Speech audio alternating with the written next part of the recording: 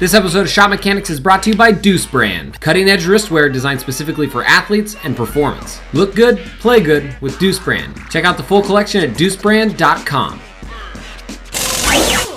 I'm Coach Colin Castello with ShotMechanics.com, and today we're going to learn the Chris Paul Shammgod.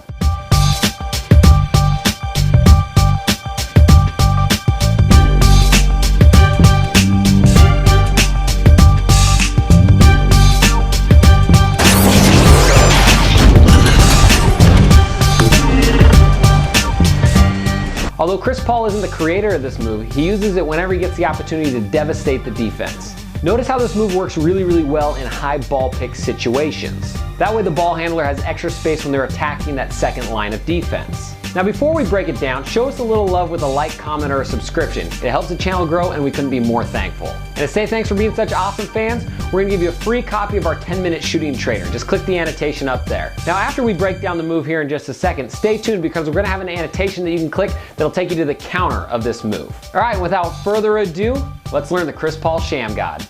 Chris Paul does use this move in the open court, but uses it mostly off of a high pick and roll. So the move begins as Chris Paul gets a high pick outside of the three-point line. This gives him a lot of space before the next defender. Next, CP3 pushes the ball way out in front of him. Now from here, the defender can react a couple different ways. Sometimes at this point, the defender will lunge towards the ball because they think they can get to it. In this case, the defender keeps retreating towards the basket. So as the defender begins to cross their feet to move with the extended dribble, Chris Paul yanks it back across with the opposite hand. To really sell the swipe of the ball, you can do a hard front step. That way the defender will believe that you're going to continue moving in that direction. And finally, after the swipe, continue your momentum in the opposite direction to get separation from the defender. One last little note here is you want to be careful using the Shammgod against quicker players because they may be able to react to that push dribble and get a hand on it.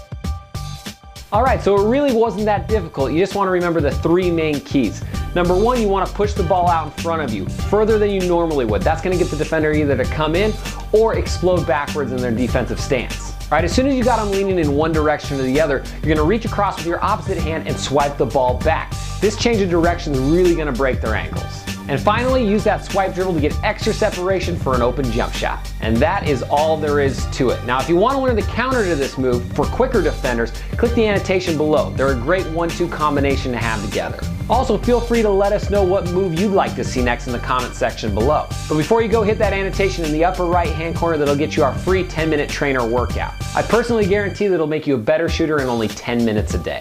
Again, I'm Coach Colin Castello with ShotMechanics.com. We love you to death for watching, and I hope you enjoyed.